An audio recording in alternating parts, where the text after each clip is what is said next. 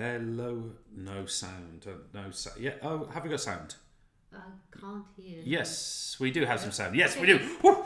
I was worried there. Hello, James here. Nice to see you. Not that I was panicking there at all, in any way, shape, or form. I was really. Good to see you all. Is there sound, Marta? Well, it still hasn't come through for me. So I don't think.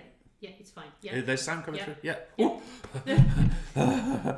I got very, very nervous. Anyway, nice to see you. I'm James. Thank you for being here so much. We really appreciate it. Our actual second BTEC Tech Award Component 3 session. We did one back in January. That's available on YouTube if you want to sort of double up here. There's a whole session there if you want to go and do that one.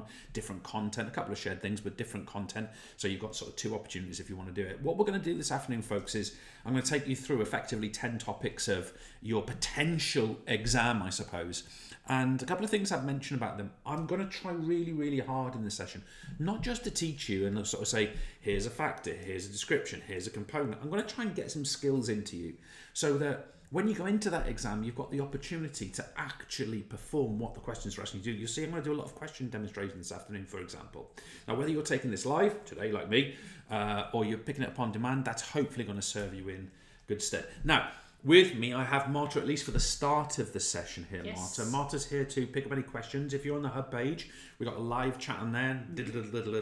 Send us a little question and we'll pick up on that, or a little shout, whatever you want, and we'll mention you. That would be rather lovely. Or if you've got a clarification you want, do ask us. Furthermore, beyond that, guys, if I could put my hands in the old pray position, ask a favour, could you guys seriously consider putting a like on the stream for us, and also a subscribe on the YouTube channel? The YouTube channel is completely free, obviously. We're about 13,000, nearly 14,000 subscribers at the moment. We're trying to get to 15,000.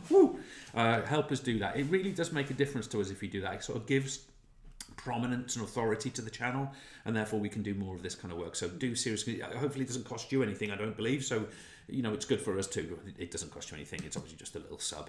Anyway, so that's that. Now, most important things here, folks. When you take this session with me now, or on demand when you're doing it, you really should have the notes pages. I'm going to guide you through the notes pages we've made. I'm going to be writing on top of them. You're going to see that on the screen. You need to have those notes pages in front of you when you do this. If you haven't got the notes pages, they're on the hub page or just down in the description. Go grab them and you can get them from there, okay?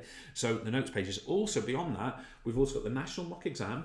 We've also got the National Mock Exam mark schemes, the model answers that go with that, and the exam infographics that are sort of the exam analysis. We strongly recommend you have reference to those things. I'll mention them again when we get into the teaching, but we strongly recommend you have those present if you're able to, or to review them later on. If you consume those as a whole, it's going to be really, really beneficial for you in preparation for this exam when you go and sit the thing in a few weeks' time. Marta, have I forgotten anything, my dear? I don't think so. No. Marta's not staying the whole session with us because she's got to go to the dental hygienist and have her gums rubbed. Yeah. I think that's roughly what's going to happen. So Marta's not here at the end, she's here at the beginning. When are you going, Marta? Sort of halfway through? Probably 22, something like that. In terms of timings, guys, what we'll do here is I'll deliver about half the content in the first half. After about 30, 35 minutes, something like that. We'll have a little break. I'll pick up on any questions, anything like that, and then we'll go into the second half of this and I'll go through the remainder of the content, and then we'll have a little debrief at the end. So I would anticipate we'll be give or take an hour and 15 minutes. Something between an hour and 15 minutes is pretty likely to be the case. Okay, Marty, have we got anything we need these wonderful folks and their teachers to be aware of? No, just remember to use the chat if they've got any questions, that's all. Fabuloso. Now, this is always the nerve-wracking bit for me, because I've got to make... I've got to switch the stream over to the canvas. Now, guys, can I just stress, I'm switching microphones too. So this is the microphone I'm using. Sorry about that. This microphone I'm using at the moment. I switched to another one. You may just have to adjust your volume for the change of microphone. Just be aware. Should be nice and legible and loud for you, but just in case. Okay, here we go. Click that one. Click that one. Click that one. I think we're ready. 3, 2, 1. Digital pen at the ready. Excuse the handwriting. It's terrible. Here we go. Well, folks, here we go. We're looking at component 3 of the BTEC Tech Award, obviously. We do have another revision session, by the way, which I did in Jan 2024. So if you want to go and get some other material, it's all available on the website. Go and get stuck in. It's there, also on YouTube. Now, a couple of things I want to be clear about here, folks. What you should be doing as you take this session is you definitely should have the notes page in front of you. The notes pages look like this and this. These are the notes pages, and you follow along the session as I take you through it. Secondly, you really should have your exam infographics, your national mock exam paper, your national mock exam mark scheme, and your national mock exam model answers. If you guys consume that material, you are going to fly in this exam, because you're going to have a series of skills and knowledges that's going to stand you in really good stead. So I really urge you. Now, in this particular session, folks, you'll notice we're going to cover a bunch of stuff. That's fairly obvious, all that stuff there. We're going to cover some skills, fantastic. But also, guys, can you notice that everything I do today, everything I do in this particular session is going to relate to Mills, the steeplechaser, Philip, the lacrosse player, or Samira, the badminton player. I'm effectively using case studies here. And if the SAMs and the 2024 paper are anything to go by, 24 January paper are anything to go by, you are going to be presented in your exam with a series of case studies, a series of performers, a series of characters who are going to sort of move through. And if you look at the national mock exam, that's exactly what we did. In fact, Mills, Philip, and Samira, amongst a couple of other performers, all appear in our national mock exam. So I suggest you go and have a look at that. Now, let's get into this. We are initially going to take the theme of aerobic endurance and work on it differently depending on who the performer is. So let's do this first. Let's get some real nitty-gritty in here. What is aerobic endurance? Well, it's the ability of the cardiorespiratory system, long word, to work efficiently supplying oxygen. You can put O2 there if you want to. Don't put O, it needs to be molecular oxygen. And nutrients. These things, it could be things like glucose, for example, to working muscles for sustain. Now, if you're not sure what sustain means, it means ongoing, kind of non-stop. That's what we mean by sustain. So, cardiorespiratory system, efficient supply, oxygen, nutrients such as glucose, to the working muscles for sustained physical activity. We could even say without fatigue. Now, that's not part of our definition, but I just want to sort of throw it in there, really. And what we're going to do is we're going to apply this to Mills and to Philip, obviously two different performers. So let's choose kind of an orangey colour for Mills, and let's say what an example would be here. I'm going to say allow him to run consistent split times for entire 3K, or I'll just put 3K, 3,000 meters. So what I'm saying here is, because he's got this sort of steady state supply going on, he can run consistent rate for the entire 3,000 meters without slowing down. And of course, presumably he's going to incorporate a sprint finish and obviously some jumps into that, and water jumps and what have you. So that's going to be more sort of power and strength based. But what about Philip? His is different. With Philip, I'll go for some kind of blue. With Philip, I'm going to say what he needs to do is make attacking and by the way, you can choose other things, attacking and defensive runs, make attacking and defensive runs repeatedly during open play. Now, can you see how both of my examples are clearly related to aerobic endurance? We are saying consistent split times, entire 3K. We are saying here, it is me orange back again. We are saying here, attacking and defensive runs repeatedly during open play. Now, we can also take this further, folks, and we can explain the importance of this for these performers. We could say, for example, oops, make my desk move there. We could got one of those electronic desks, the ones that go up and down, well cool, unless you bump into it. I've got to put the storage on. Anyway, we've got to explain the importance for Mills. Mills needs aerobic endurance because it allows him to work continuously for the duration of the race, exactly what I said before, without tiring and slowing down. Now, I'm going to add something to this. It allows Mills to work at higher, that's an up arrow, higher intensity aerobically. Now, why is that important? He can basically run faster, but still be doing the work aerobically. Why is that important? Because we've got no fatigue in byproducts. That's really important to his performance. Otherwise, he's going to have to slow down. Now, Philip, it's slightly different. Explain the importance here to Philip. Let's go back to our blue. And for Philip, obviously our lacrosse player, so that he can contribute to both attack and defense and help his team score and not concede. So we're even here talking about the outcome of the performance, scoring and not conceding, contributing to a certain pattern of play, etc., etc., etc. Now, we need to take this further, folks, because it's all well and good as saying, well, this is the case for aerobic endurance, nice and simple, there's our examples. But we've obviously, I'm just going to expand this a little bit, it's a little bit small on my screen here. We've also got other components of fitness, obviously. We have got these are the health rate. We've got body composition, aerobic endurance. We've touched on muscular endurance with strength, flexibility. The definitions are there. Get stuck in. You guys can learn those. But let's take, for example, a different one of these and say why it's important. Well, we've got something specific. Mills uses this to jump over barriers. Well, I'm going to say for Mills, that could be something like strength, okay? Or muscular strength, I should write muscular strength in there. Muscular strength. Why is this important? He must produce, and by the way, you can do different examples if you want to. You could have done flexibility, for example. He must produce enough force, now I could get technical and get to the mechanics of this, to propel him over barriers. Okay, so he's got to produce enough force to get him over barriers and water jump.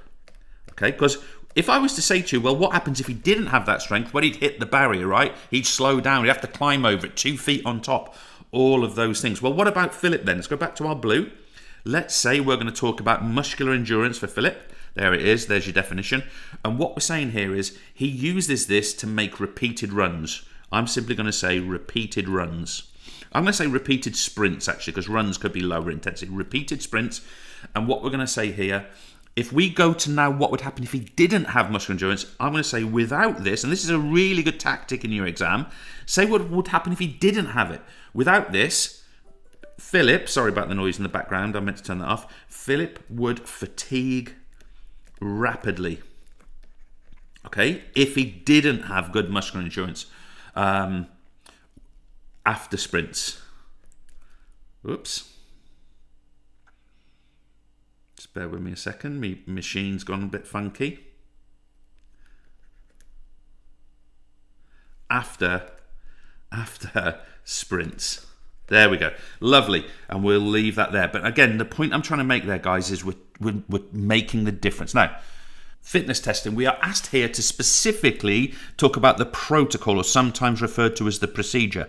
Please note, I am not going to talk here about the equipment, the unit of measurement. I am going to talk here specifically about what we need to do. That material, by the way, is in my tutorials on the website. Go and have a look at that. So, multi-stage fitness test, obviously, we're talking about aerobic endurance here again. Let's go to here first. First point we're going to get a mark for. We need to say that the multi-stage starts on the triple beep. I never know whether to say beep or bleep. I'm going for bleep. So, start on the triple bleep. I'm sure you've done this. It's burp, burp, burp, and then you start running, right? So, triple bleep.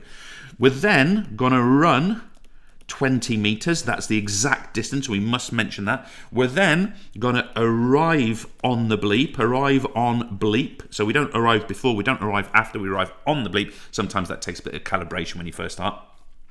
We are then going to continue. Till exhaustion. Okay. Now, depending on what you read, this can be defined as 2 successive misses. And to be clear, what we mean by misses is you don't make the end 2 successive times. That would be considered exhaustion, or having effectively dropped out, or having to stop. So that specifically is the protocol, the procedure for the multi-stage fitness test. By the way, another thing you can say there is actually use the MSF recording, use the official, it's actually called the NCFE MSF test, if you really want to know, National Coaching Foundation. But anyway, or it used to be, I don't know if it still is. Now then, yo-yo test, one that sometimes I know some students found this one tricky. It's like multi-stage fitness test, isn't it, James? No, it's not.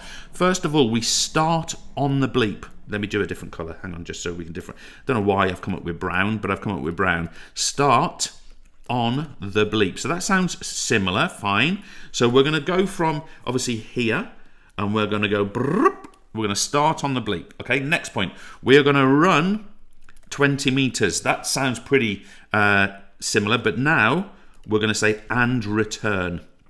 So run 20 meters and return. We're going to take this further. We're going to say, use recovery area actively. So just to be clear, recovery area actively. So just to be clear, what this is going to look like, we're going to run, we're going to turn, we're going to come back, And this here is obviously where the yo-yo is finished, right? Just here. But then what we can do is we can kind of walk or jog. It's a few seconds, and then we come back here, okay? What we're not allowed to do, we must not start next. Is it yo-yo or yo? Yo-yo must not start next yo-yo from still. So we cannot just stand on this line, okay? We've got to use this actively. However, you're also not allowed rolling starts. No rolling start. Sorry, guys. Forgive me. This is not true. Cut that out of your life. You must start the next yo-yo from still. Oh my God. Apologies. You must start the next yo-yo from still. I misread my notes. I was saying it. I was thinking, that's not right. And I misread my notes. Anyway, never mind. And then what we're going to get here is the beeps progress. The beeps progress to make running speed faster, to make running faster.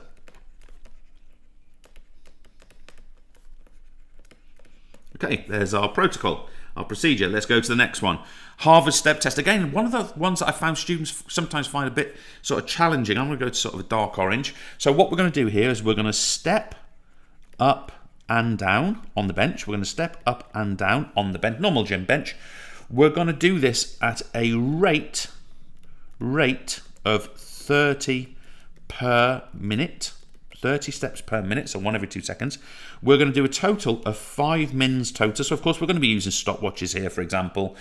What we're going to do then is, as soon as we finish, we are going to measure HR. Now, I'm not going to get into measurement of heart rate. I'm sure you know how to do this either at the brachial or carotid artery. I know that you can measure it for 10 seconds or 15 or 30 and multiply it. I'll leave that one for you to discuss with your teacher. But what we're then going to do is we're going to measure again after 1, 2, 3 mins. And what we're then going to do is we're going to graph this. Okay, so what we should find, what the curve should look like, if I had a very, very simplistic graph here, if we imagine that this is our exercising heart rate here, we should find that the heart rate comes down in, this is at the end, this here's after 1 minute, this is after 2, this is after 3. Okay, so what we're finding here is it's the steepness of this decline, this drop off back to resting levels, which is telling and indicative of aerobic endurance. Now, 12 meter Cooper run, probably the simplest of all these tests. What do? We get a command of the whistle. So someone whistles, the person running the test command of the whistle to start. So we start running at that point. We then run the track continuously. It could obviously be a marked coned area, but I'll imagine we're actually on a track here. So run the track continuously for 12 minutes. Then we stop at whistle like a dog. We stop at whistle, and then we measure laps or distance. We measure laps, which of course, if they're exactly 400 meters, we can multiply, or distance if we're literally measuring it. I find it really useful in that one to actually put 10 meter marker cones around the course that I've set up, and it allows me to do that nice and neatly. Okay, let's finish this section off strongly. We're going to do a couple of questions here. Describe why the 12-minute Cooper run test would be good for a lacrosse player. Obviously, we're talking about Philip, isn't it, at this point? Why would it be good for him? First of all, it is running based. Okay, so that's positive. The test is running based. And of course, lacrosse is running based. Furthermore, it measures aerobic endurance. More of a prediction, really, but never mind. It measures aerobic endurance, and of course, crucial to lacrosse, as we've said above. Brilliant. There's a sort of second point that we've made. And we can take this further and say it's practical because, this is the why bit, obviously, because it can be done on a lacrosse pitch, Now, obviously, it can be done elsewhere as well, but a lacrosse pitch is a really nice space for that kind of work to be done. Let's take things further. I'm going to go into let me use the old traditional kind of black or grey or something. So here, what about describing how you might adjust the 12-meter Cooper run for a triathlete? Why is it, perhaps it's a little bit, it doesn't suit them. So the test, this is the 12 minute, the test could be completed swimming. Okay, so that would be one possible adjustment, swimming. Or perhaps include transitions. And when I say transitions, folks, you know, triathletes have to sort of stop and change their clothes and get their trainers on, whatever, in between sort of the cycling, the swimming, and the running. So what we're going to do, they could include transitions every, and this is if we're running, by the way, every 400 meters to actually practice the transition. That could be another way of potentially making it more relevant. And then finally, guys, last question before I've got to change canvas. Explain how you ensure the multi-stage fitness test is reliable. How do we cause reliability? Well, we're going to use the official MSF recording. That's a really important one. You don't just want to make up when the bleeps go. We're going to use the official one. Furthermore, we're going to use a flat surface. By the way, I don't recommend you bullet point your answers in the exams. Examiners, I'm sure, would accept the answer. I'm just doing this for pace, okay? I personally don't like bullet points in exam answers. That's just my opinion. You can ignore me by all means, but I prefer writing sentences. I think students at the age of 16 should be writing in prose. There you go, got my politics on the line there. So we're also going to mark out the course accurately. You know, exactly 20 meters, for example. So mark out the course accurately and stick to the protocol. Stick to the protocol. So for example, if someone misses 2, they're out. Okay, stick to the protocol. So there's my 4 potential answers. Now I think that's the end of my canvas. It is. Quick pause. Okay, I'm not going to do a lot with this image. My main point is just remember there are other components of fitness, other fitness tests. We've effectively covered that, and we've kind of touched a bit on that and a little bit on that. But guys, you could be asked that sort of flow of information about any of these. So I'd really encourage you, alongside your teacher, to work on these kind of flows and these profiles. By the way, teachers, if you're interested, we have got a full set of profiles that you can use. Lots of pictures, very diverse. Get that stuck into that, and you can go through the protocol or the process I just took you through on any of those and use the equivalent questions. You could go through absolutely everything. Obviously, this is a revision session. We haven't got time for that. You could also do the same with the skill-related components of fitness, all right? So I just want to sort of point that at you and get you to think about that. Where I want to go is topic 3 and look at methods of training. I'm just going to zoom a bit further again because I'm just finding that a bit small. Methods of training. So what we've done here, and guys, again, I know it might sound really base, but we've provided you descriptions, components, and tests. What all we're going to do is identify what this relates to in terms of a method of training. Okay, we've got choice of resistance, correct lifting techniques, spotters, strength, power, muscular endurance. It can be used for all 3 of those. You know, different reps, different sets, different percentage, 1 rep max. And we've got our tests here. What are we talking about here? We are talking about weight, or we are talking about resistance training. Obviously, we could build into the idea of free weights into that as well. Okay, what have we got here? Eccentric followed by larger concentric contractions, power, explosive strength, vertical jump test. This is plyometric training. Plyometric. Now, guys, you've got, can I stress here that you've got great descriptions now for this thing. Okay, let's take it further. We've got here, I mean, this one's fairly obvious. We've got here the idea of static and active stretches, static active stretches, static passive stretches, PNF, which I'm sure you've enjoyed getting used to. The component of fitness it relates to is flexibility, and the test is sit and reach. Well, of course, this is flexibility training. Okay, I'm unsure whether this next word will get you the mark. We could just call it stretching. Do try and use this term. And obviously, don't negate the fact that PNF stretching is a specific form of stretching in relation to a training method. So you can include that specifically. This one's series of stations, work-rest ratio, very adaptable to different components, and we would tend to use the sit-up bleep test. Of course, what we've got here is circuit training. And again, once you've got this in here, notice you've got a great description of circuit training now.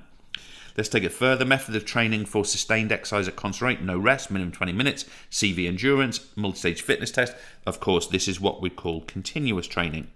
Now, continuous training can be taken further. Continuous, one form of continuous is the following. We do it continuously, but we vary speed, terrain, and work relief ratios. And what we've got here is both speed and CV endurance. Of course, this is Fartlek. If I spell it right, it would be absolutely dangerous. Fartlek training. Fartlek training. The old speed play, you guys know about that, didn't you? And then finally, guys, we've got here periods of exercising hard interspersed with periods of rest, speed, and we've got our tests. This, of course, is interval. Now, obviously, we've got different kinds of interval training, and I won't go into those now, but that's something you might just want to be aware of in general terms. Now, I've got a really interesting answer here. I've got mixed feelings about this answer because we've got the question. Philip, who, by the way, was our, He was our lacrosse player. Philip wants to use circuit training to help him improve aerobic endurance. Describe the key characteristics of aerobic circuits, okay? Now, I want to sort of mark this and tell you my thinking as I mark it. So we've got here, an aerobic endurance circuit should have at least 6 stations. I'm happy to give that a mark. That's nice and clear. Exercises are completed for a set amount of time before a short rest period. Now, this is a decision to make. I am going to say that this is vague. I want the respondent to say 1 minute stations, for example. So I'm going to say this is vague. I want more. I want you to be specific. Be specific in your answers. Here, the stations should be varied. Okay, that's a good point, to include different muscle groups. Now, I will give that one, but okay, well, if it's Philip, why not mention the quadricep? Or the leg muscles? Why not mention the shoulders or the deltoids? That would really clarify for me that the student understands. Now, again, I don't think you have to have given the mark, but it could improve the answer. The performer should aim to work in their aerobic training zone. So, okay, we've got aerobic training zone, fine. I'm going to give it, I just think it's a bit vague. I'm almost not giving it. Why doesn't the person say to me at 70% of HR max? Because that is in the aerobic zone, or 75 or 80 or whatever you want to do. For me, that is where the answer gets better. So we've got an answer, but I just wanted to potentially improve it for you. Now this next one I'll write in some kind of dark red. Explain how both Mills and Philip would structure a Fartlek session to suit their needs. And I've got here Mills. Obviously, remember Mills was our steeplechaser. Steeplejumper would be a horse. Mills would focus on explosive, remember he's got to jump barriers, explosive moments to replicate barriers. Okay, so that's how he would get it. He would get sort of some really kind of high intensity moments into his Fartlek training, as well as sort of the constant pace stuff. He may run it, and I'll put in here, and may run in wet conditions or on a wet surface, or even through some kind of water. Think water jump. Okay, fine. So we've got that in there. I did think about putting in like run and put like hay bales on the ground and jump over them for the barriers. I mean, I guess you could, or hurdles, right? You could do it that way. Whereas I'm going to say Philip, he's got one L or two, I can't remember. Philip would have lots of changes of pace, like his game. Lots of changes of pace. Of course, Mills would have fewer, right? But Philip would have lots of changes of pace. That would be a nice answer there, including walking, because of course he does do some walking in his performance, jogging back to position, walking back into position, walking to half time. And I'm going to say here, neither, because this unifies them, neither would use rest. And I like that as a nice sort of combination of that one. Okay, let's keep going here. I've got here Mills trains 3 times a week. His coach has recently decided to introduce Fartlek training. Justify his coach's choice. Now I'm going to bullet point this. I do not want you to use bullet points. If your teacher tells you to, by all means do it, but I'm not recommending bullet points. So why Fartlek for him? I'm going to say it helps with variety. Now remember, when we talk about variety, we are talking about type from FITT. Okay, so it helps with variety. I'm going to say it's less monotonous. It's an advantage of Fartlek over continuous. It's less monotonous than continuous. Okay, so it's less boring, for want of a better word, than continuous. I actually don't find continuous boring, but whatever. It can include wet surfaces. Okay, water jumps and that can include wet surfaces, and it can include explosive movements. And I'm actually going to say here, such as jumps. Now, it's interesting, this point, or maybe we should say sprints. As soon as we put jumps in, we're sort of introducing plyometrics into a Fartlek. But it's kind of an interesting proposal, so I'm going to leave it like that. Now, What I want you to be thinking about here, guys, is the concept of analysing. Can I stress to you, if you get an analyse question, which we're going to look at in a second, when you analyse something, folks, what you're going to do is you're going to break it into parts and explain it. We often get an analyse command when there are multiple, let's say, fitness tests, training methods, components of fitness, and you have to include all of them. Let me show you. We've got something here. This is as if I'm analysing the different training methods for Philip, okay? So let's have a look at this, okay? So what we're saying is, at the start of, just to be clear, this is the start of my answers. This is actually paragraph 1 of my answer. And I'm saying, the question is, analyse the different training methods for Philip. That's basically the question, right? Continuous training should be longer than 30 minutes. This reflects the 2 halves of Philip's lacrosse game. This means that Philip will be able to maintain his aerobic endurance the full length of each half. What I'm saying is, firstly, continuous training explained. Then I'm going to say, although interval training can be used to develop speed, longer intervals can also be used to develop aerobic endurance. So in my first paragraph, I have covered 2 types of training. In my second paragraph, I'm now going to talk about fartlek training. Secondly, fartlek training can be adjusted to different speeds, which is specific to lacrosse. So what I'm saying is, there's effectively the start of my answer. I've got not 1 but 2 types of training in there. I then analyse in my second paragraph and get the second one in there. I've got fartlek. I'm also saying here, by changing the length of the rest period, this is now sort of linking back to interval, aerobic endurance can be trained due to recovery. That's an R at the start of there, believe it or not. Due to recovery. And then finally, down here, guys, we want to say, okay, well, what would our third paragraph be in an analyze command? Well, what I'm going to say here, guys, is that I'm going to talk about the one we haven't talked about yet. And in my third paragraph, I'm going to talk about, guess what's missing? Circuit training. So I'm going to say use 6 to, let's say 6 to 8 stations. This is for aerobic, remember. Each station will be greater than 1 minute of work. 1 minute, that's a greater than sign, greater than 1 minute of work. And I'm going to ask ask Philip to do active recovery. Now, guys, one of the things you might want to do there is take the content of that table and form it into, let's call it an air quotes essay. Form it into an actual piece of work, because there you've got paragraph 1, paragraph 2, paragraph 3, and if you want, you can reach a conclusion at the end of which one you think is best for him or whatever. But can you see what I've done there? I've been asked to analyse something. I've been asked to talk about this branch, which is continuous, this branch, which is fartlek, this branch, which is interval, and another branch here, which is circuit training. And I've explained all of them. That, folks, is how we analyse. Guys, please, if you get an analyse command, that is what you need to do. Okay, so I'd really encourage you to be aware of that. Okay, let's move on before we have some kind of stop here. I want to talk about long-term training on body systems. What we have got here is the adaptations to training. So these are effectively adaptations. If someone does lots and lots of kind of aerobic training, their heart is going to get bigger, it's going to swell, it's going to be stronger on the left ventricle. We're going to get a decreased resting heart rate. It could even go below 60 beats per minute, which is called bradycardia. The respiratory muscles, such as the diaphragm and intercostal, are going to get stronger, which means that we breathe more deeply.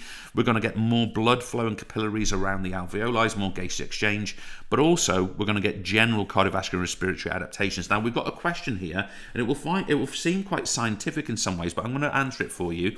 In addition to Mills' fartlek training, he's been using continuous. Fine. Suggest the benefits of these types of training. So I'm going to say Mills would, go along with me on this, I'll try and go nice and sensible pace, would experience a down arrow, don't write that in your exam, decreased resting heart rate. That's what my acronym means. A decreased resting heart rate. And now what's the impact of this?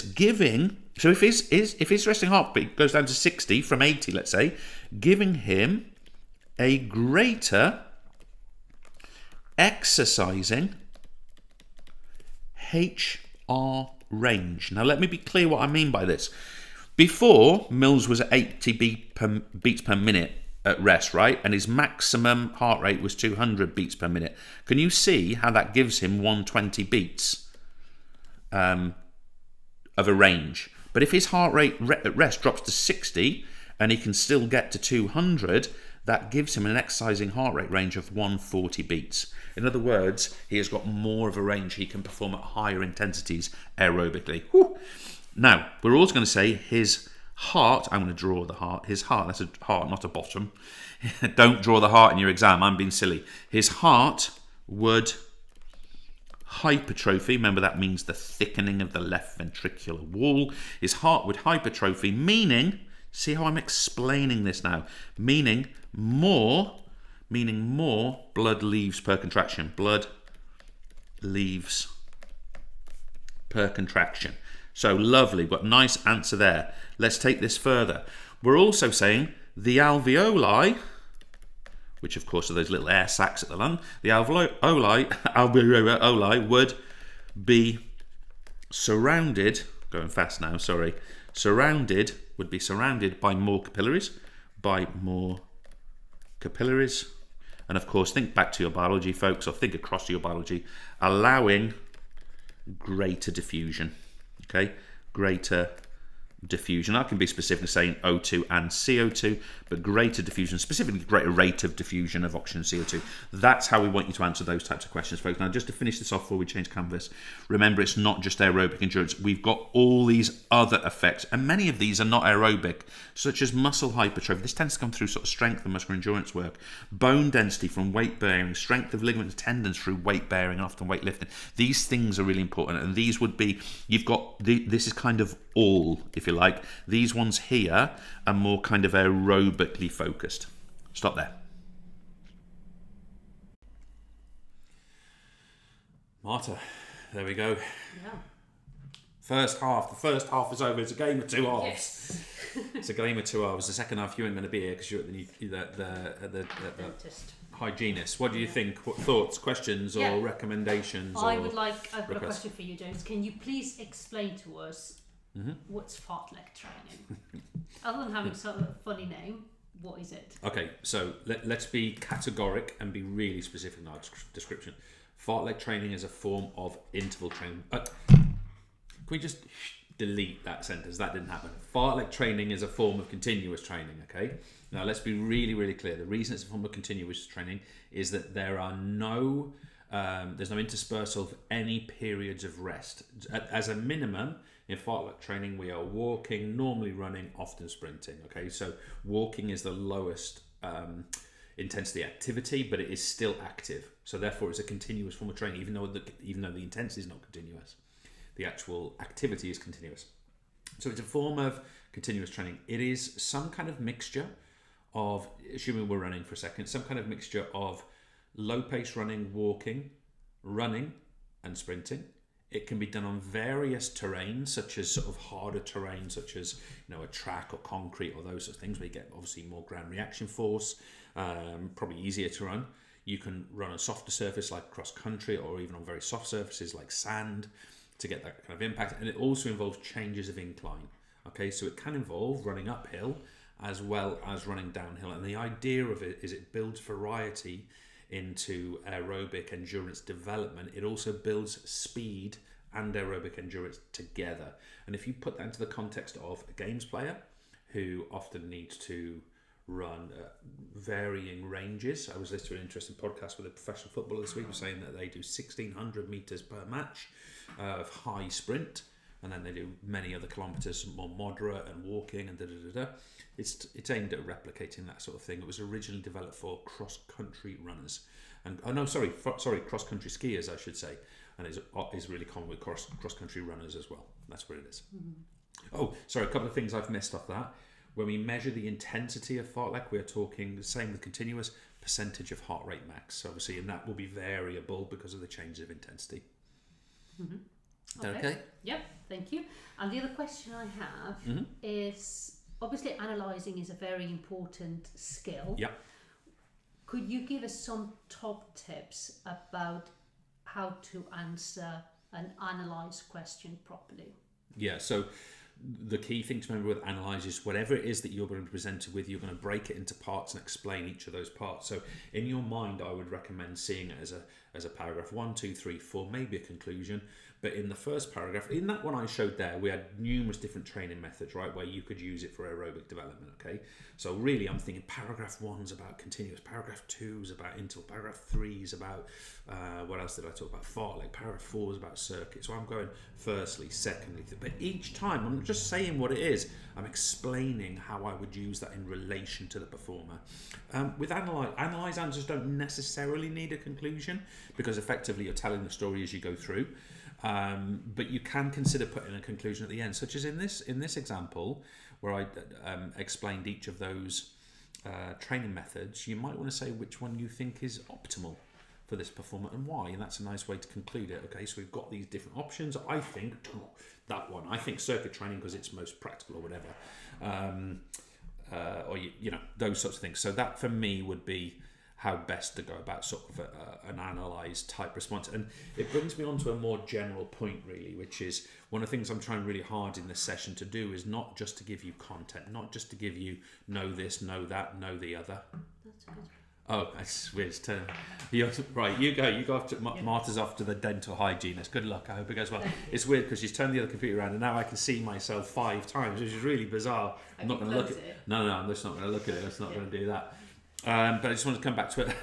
Let me know if it's a problem. All right. Come back to my point. I really want to try and get skills of this. You guys can pick those notes up and all of our other materials and go, okay, I need to know that list and those concepts and that description. That's on you. Let me be clear. In my opinion, that's on you as the student, right? You've already gone through the course. Your teacher's taught to you. Maybe you've done our video. That's on you. What I would like to do in the session is sort of broaden that so that you can start kind of applying that knowledge into the types of questions, and obviously that's what you're seeing with what we're doing here. So that's my take on it, and why you're sort of, it must feel like at times you're copying what I write down with my shoddy handwriting, right? Well, actually there's a purpose to that, because we're modelling, not in that way, but we're modelling good practice, we're modelling marking. You saw me improve answers to get the marks and things like that. I want to get those skills across to you. So the vision of this revision session is not just that you guys get a load more content, a load more teaching, but here it's exam focused, and that's what we are doing. Now, I would normally ask if there's any other questions. I'm going to assume there isn't because Marta has wandered off.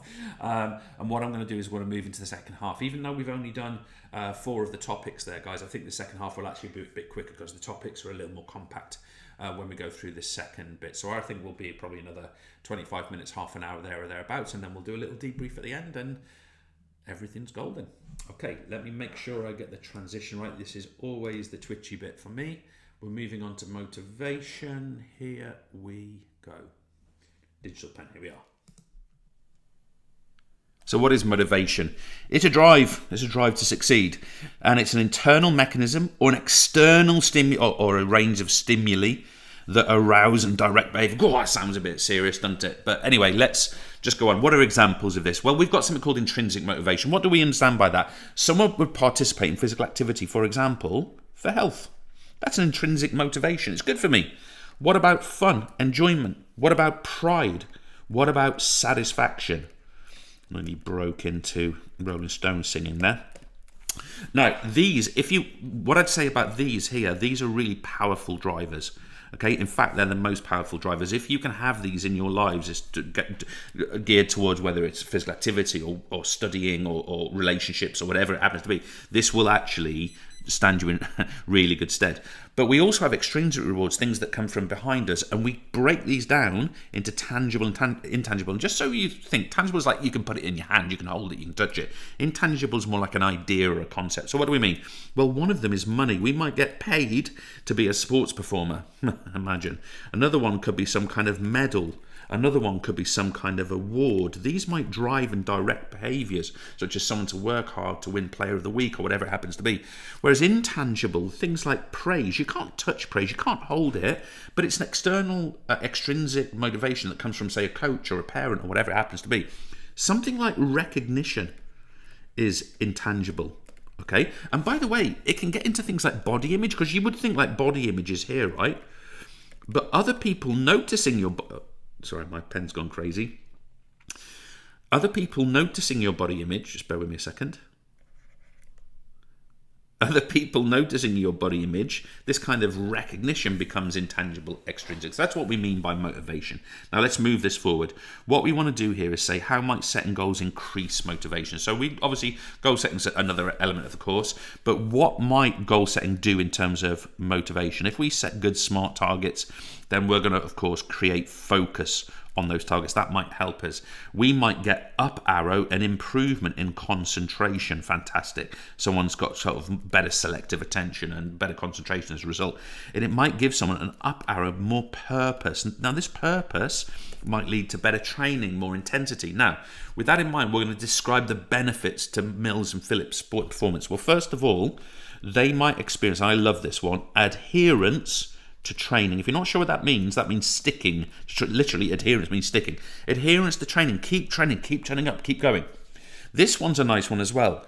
I really like the writing of keep going in adversity. Now, adversity means when things are not going very well. So people keep going even though they're struggling. Okay, keep training. Now, it also can help make training higher intensity, because of course if you're focused on a goal, you're going to go and work to that goal and you're going to go and push yourself. That's what I mean. And of course we might experience better concentration, as we've mentioned already. So goal setting, high levels of motivation can aid Mills and Phillips I can't say it, Mills and Phillips, in that way. All right, let's move on. We are now moving on to the components of muscular strength and muscular endurance. This is where Samira is going to join us with a bit more detail. So I've got the definitions in here. Get on with it, folks. Go and get stuck in. Excuse me for coughing. But what we're going to... describe a specific sport and example in badminton where Samira will need these components of fitness. So we're describing an example. So I'm going to go for the muscular strength, a powerful, because I want to get that sort of idea in there, forward lunge.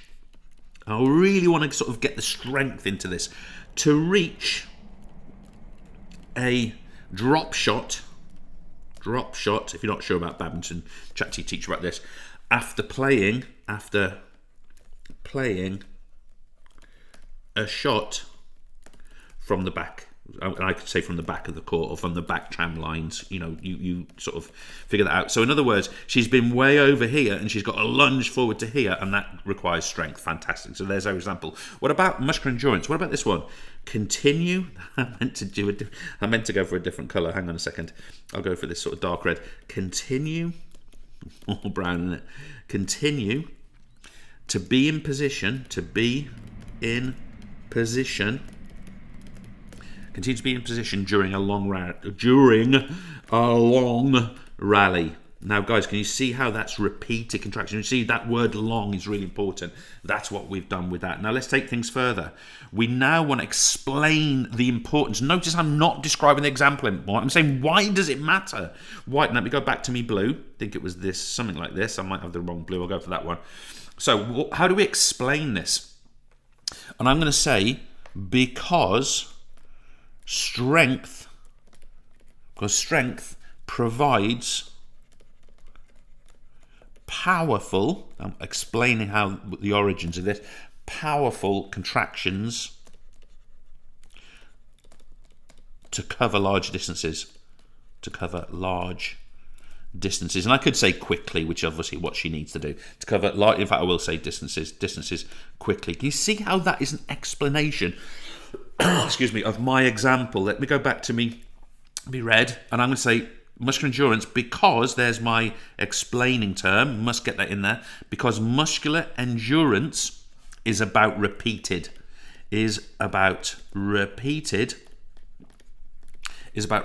contractions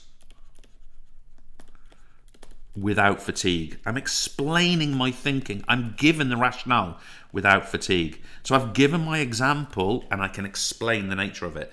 What about with a different set of components of fitness? What if we did coordination? Now, guys, by all means, have a go at these yourselves. In fact, if you're watching this kind of on demand and after it's taken place, you could even just sort of pause and do this yourself. But I'm going to just quickly do them for you. I'm going to say coordination combining, because of course it's about multiple body parts, combining the right, is my example, footwork with arm action, the shot, with arm action, and head position. Okay, so I'm given that sort of combination movement. Why? Explain why the component of fitness is needed. Because badminton, I'm going to say because badminton, I'm going to write that, requires leg propulsion, being able to move, propulsion, as well as accurate hits, which we do with the upper body, of course, accurate hits. So it's combination of the legs and the upper body. That's the whole point, badminton. That's really what the game is. Let's have a look at balance. I'm going to do a dynamic balance here while moving, keeping center of mass. If it's center of mass above base when moving around. That's an arrow moving around court. Okay, so that's when she needs that balance. So she's got to keep center mass above, because, and this is where I go back to that thing I said before. Look at this. Without it, that's a really nice way of explaining things. Because without it, she will struggle to make the right positions, to make the right positions, and play shots. She's going to lose, bluntly. So, guys, can you see that? Without it, I'm saying if she doesn't have it, she's got a problem on her hands, right? And that's a really, really, really nice way to give your justification, your explanation. Okay, let's move things forward. Topic 7. Have I gone through? Topic 6, okay, fine. I thought I'd missed the topic somehow for a second there. Okay, warm-up. We know we've got pulse raises, stretch and mobility, sport-specific. How would our 3 different athletes use them? Green for Mills to begin with. He might do some kind of running-based pulse raiser. Maybe that's around the track, something like that. He then might do, let's be specific and say, he might then do hip stretches, because he's got to clear those barriers. And then he might do some kind of barrier approach skills. He might not jump them, he might jump them in the warm-up, but he might sort of work on his barrier approach, because that's one of the skills of this particular thing. Let's go into our blues, and let's get stuck in with Philip here. Because he does lots of side-to-side movement, he's got to do some side-stepping to sort of get that pulse raiser going. Okay, once he's done that, he could do shuttles as well, of course. By the way, I'll generally say change of direction. I'll put in cod, not the fish. Change direction for the pulse raiser. He's going to do whole body stretches. So he's going to stretch everything, because his whole body is involved in the performance. I might specifically mention his shoulders, his quads, for example, but whole body stretches. And then in his skill stuff, he might do passing, he might do possession work, some kind of possession drill. I'm sure you guys have done things like that in the past.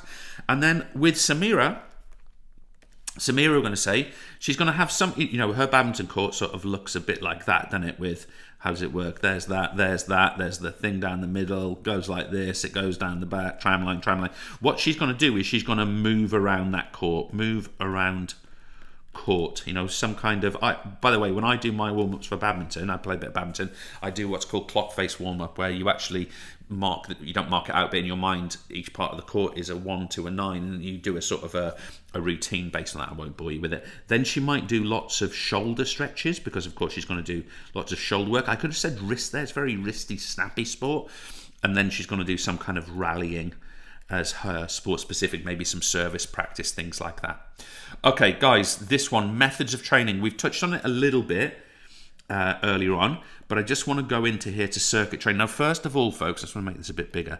First of all, I've given you the descriptions there, and I've given you also the evaluation, the positives and the negatives. I've given you the evaluation. I want you to have a look at that. And if you're asked to evaluate circuit training, that's what you would do. But let's describe a circuit training session for Samira. Remember, Samira is our badminton player. She looks like a good player as well, didn't she? I was impressed with her technique in the photo. So anyway, describe a circuit training session. What might she do? Well, I'm going to say for strength, she would do 8 to 10 stations, because this is sort of where we might go.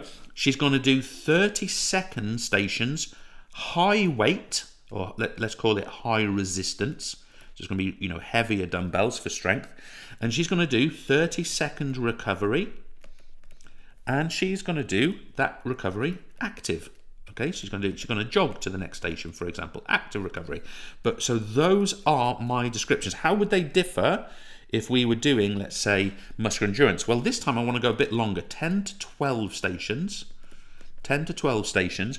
I'm going to do something like 45-second stations, okay? But this time it's with lower weight. You know, we might be looking at sort of 60 to 71 rep max, lower weight. And what we're going to do is I'm going to stick to the 30-second recovery. It could go longer, but I'm going to stick to the 30 seconds. And I'm going to say again, active recovery. Little tweaks and differences between strength and muscular endurance to get that right for Samira, depending on what she wants to do. And it shows the adaptive, versatile nature. Okay, lots of possibilities. Alter, adapt, really versatile. Let's go down. Explain why they are different. Okay, why? Well, first of all, on this, I'll do muscular endurance first. We've got more reps. Okay, that's what helps, that repeater contractions.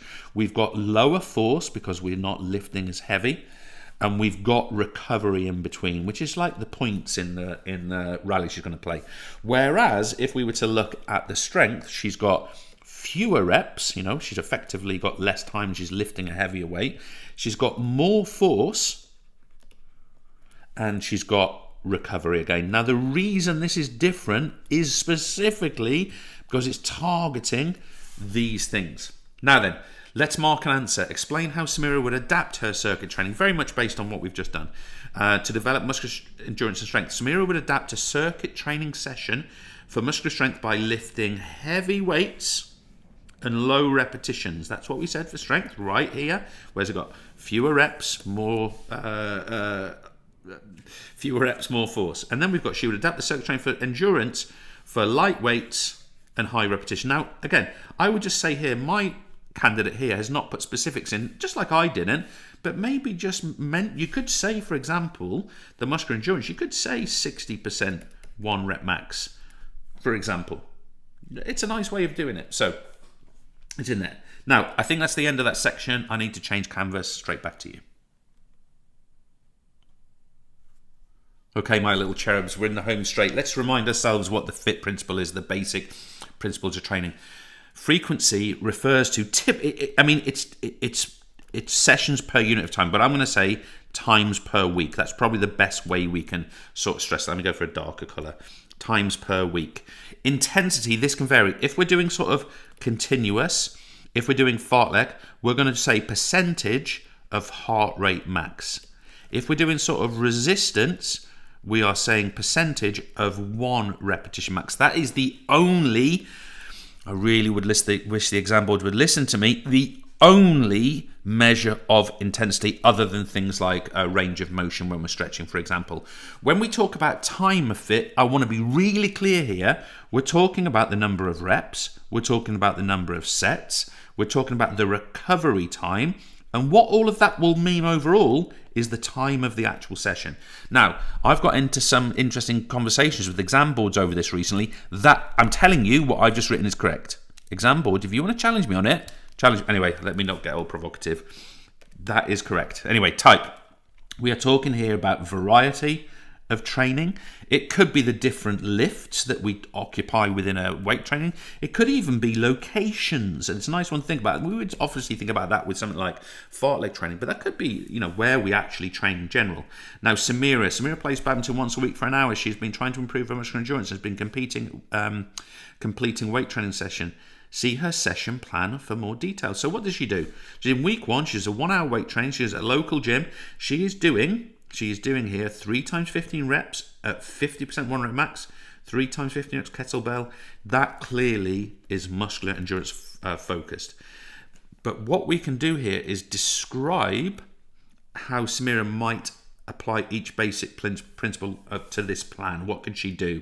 Well, first of all, let's take our frequency. We know this is frequency, don't we? You probably don't even need me to write that out, but I'll do it anyway. What we'd be saying here is, let's see, can she up this to 3 times a week? Okay, that would be maybe our recommendation.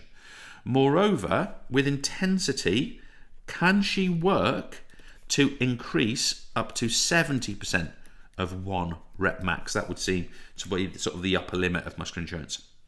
With time, could she get into 4 sets of 18? That would be nice, for example.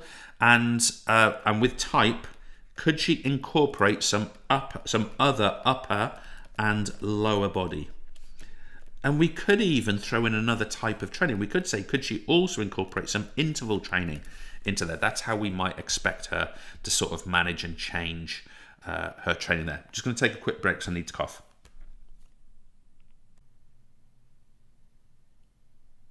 That's better. Sorry about that, folks. I felt this cough building. Anyway, never mind. Here we go. I'm just going to make this a little bit bigger so we can just see it with a bit more clarity. Okay, so we're looking at intensity and target zones here. So first of all, the key thing, by the way, there's lots of kind of material here. Just go and have a look at that.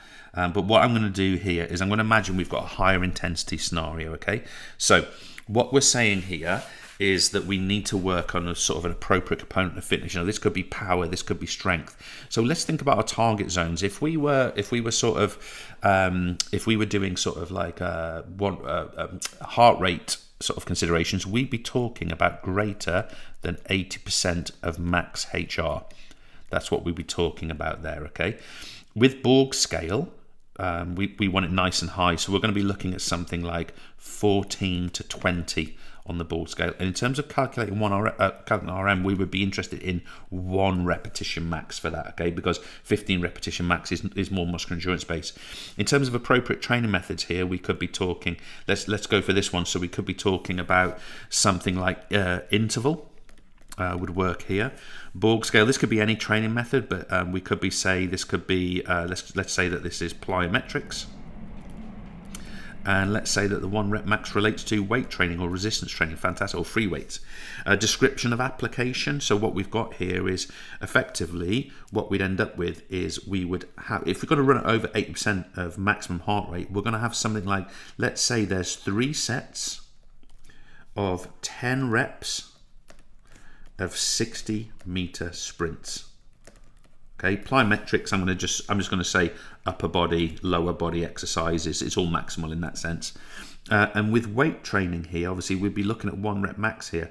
Once we've done that, we'd be talking again about sort of over 80%, 1 rep max. And of course, what we'll be doing here is fewer reps. So we might do something like 4 sets of 6 reps, something like that. Okay. Now, when we think about this in relation to sort of lower intensity, maybe we could be talking more to do with muscular endurance, for example. What would be the target zone here? Well, we would be talking about something that was less than 80% max HR, you know, maybe 75, for example, down as low as 60. In terms of the Borg scale, we could be looking at something which was maybe 10 to 14. And the 1 RM, we're probably going to calculate it with 15 RM for repetition max. That's what we do for the weight training, see what the 15 repetition max gives us. Now, appropriate training methods, we could be talking about, let me put it, so we could be talking here again about interval. Again, we had that before. But so here, we might be talking here, we might go, I'll come back, I'm not sure on that one actually. And here I'm going to say weight training. I'll tell you what I'm going to do on this one. I'm going to say Fartlek on this one.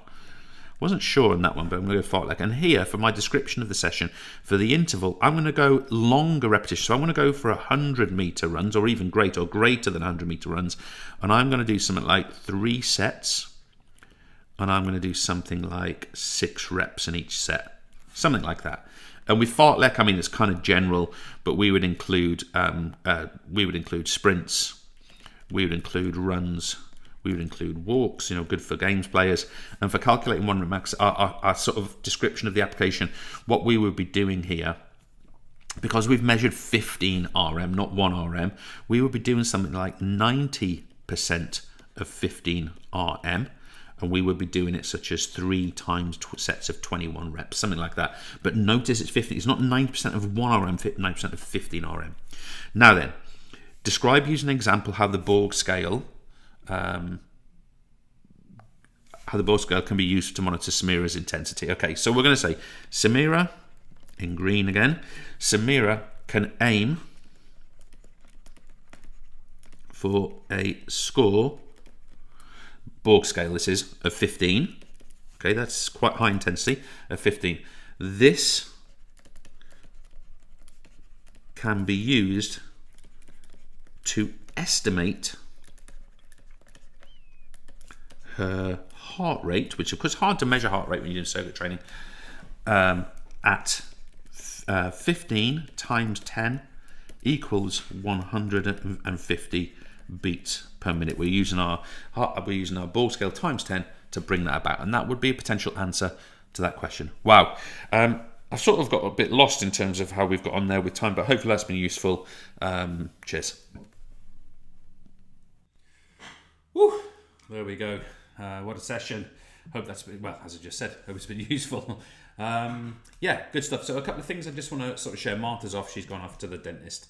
But a couple of things I just wanted to share off the back of that. Again, I just want to reiterate that sort of skills focus. And can I just stress to the teachers who might be taking part in this, you could take our note session, change a few words, change a few performers, and all of a sudden then you've got a completely different session. You've got a session that's focusing on flexibility, or you've got a session that's focusing on, I don't know, body composition. And that's good practice to do here. Again, can I reiterate as well, that I did an equivalent revision session to this for the January series of exams in 2024. So if you want to double up with that and do another session, it's all there. It's on YouTube, all the notes pages, all that stuff. National mock exam and everything to go with that at that stage. We did it twice this year, so feel free to go and get stuck into that.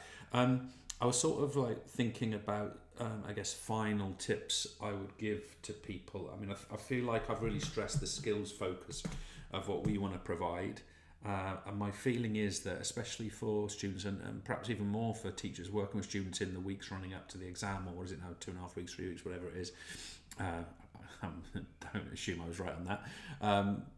What I would sort of stress here is that I think assuming that the content has been learned well, and that might not be right, a lot of you will feel like you really need to go over that, but I think what often gets lost in revision is the tendency to go and actually practice it for real in the actual environment. That's what I tried to show in this particular space. Can I remind colleagues and students for that matter as well, that we provide tens and tens and tens and tens, in fact hundreds of now practice exam questions through Exam Simulator for BTEC Tech Component 3, as well as the other two courses as well, coursework based courses. And that's something that you can do as practice ongoing throughout a course. Maybe consider that for next year. Also, it would be really useful for me if colleagues especially, but students as well, could feed back on how that session was for you. I mean, I think it's fair to say that we've done that BTEC Tech Component 3 session really differently to how we've offered things in the past, and we've tried very early. We've focused on 3 performers and taken those sort of trails through the content and trying to do it that way. I would really value sort of hearing your views on that. So teachers, if you feel like you would like to feedback on that, that would be really, really useful. Between now and the exam, if you have any questions, do please reach out to us. But more than anything, can I stress to you that I believe that in combination with the studies that you've done in your school, maybe the use of our platform, I think the revision session we just did, combined with the national mock exam as an example, with the mark scheme that goes with it, the model answers we've written to go with that, and then finally the infographics that we've done off the specimen assessment materials, both sets, I think that's a really, really useful resource or series of resources to really make sure that your preparations are sharp in the days and weeks that lead up to your exam. So I'd really encourage those things. For teachers who are doing other sessions with us, some of you will be doing GCSE sessions with us, some of you may well be doing other level 3 BTEC or technical or A-level sessions with us. We've now done 3 of the 22 live sessions that we're doing this summer. We're obviously 19 to go. It's a big old undertaking. I think there's 8 sessions next week, so by the end of next week we'll be halfway through the programme. And as always, all of the sessions will be available on YouTube after the event as a recorded session, available completely freely. So if you want to take these sessions again, or you want to use them in your classroom, you want to use them in your lessons, as watch half of it in one lesson, watch half of it in the next lesson, do the notes, you're very, very welcome to do that. And I hope that will prove to be useful and valuable for you. And that's why we're putting it out there, I guess. So I don't believe I have any questions. I'm just waffling on, really, if I'm honest at this point. So what I'm going to do is I'm going to pass a bit of music your way, put a bit of a hole in the screen on, and I'm going to wish you a salute and all the best for your exam. Go get them, good luck, break a leg, whatever you meant to say for exams. I know it's a little way away yet, but it's coming. And for the teachers, I just wanted to say thank you for sharing the resources and getting the students to engage with them. It really is genuinely appreciated, and we always love to hear your feedback, as I mentioned before. All right, with that in mind, I'm going to line this little bit of this little clip up with a bit of music, and I'll wish you a great evening. What's on TV tonight? What am I watching? Man City, Brighton. Oh, Tell you what, I'm going to Chelsea versus Barcelona Champions League semi-final on Saturday. Looking forward to that one. Let's see how that one goes. Don't know who I'm going to be shouting for. Marta, my partner, she's a Barcelona girl. Obviously, I'm English. Sort of really like Emma Hayes and the Chelsea team. I'd like them to do well.